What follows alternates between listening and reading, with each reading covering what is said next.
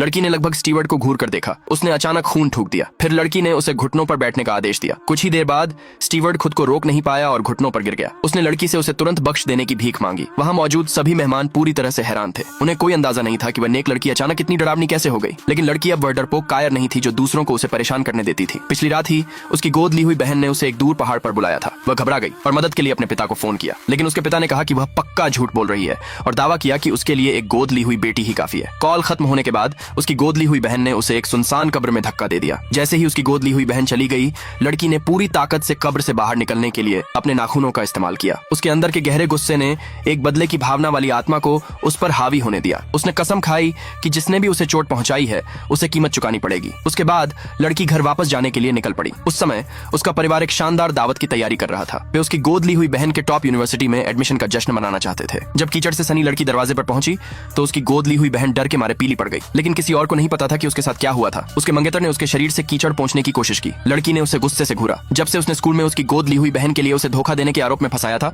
जिससे उसे स्कूल से निकाल दिया गया था, उसने उस आदमी पर फिर कभी भरोसा नहीं किया था। उस आदमी ने एक बार फिर दया दिखाने का नाटक किया। लड़की ने गुस्से से उसका हाथ हटा दिया और चिल्लाई, जो मुझे धोखा देंगे उन पर बिजली गिरेगी। उस आदमी ने तुरंत कसम खाई कि वह उसे कभी धोखा नहीं देगा।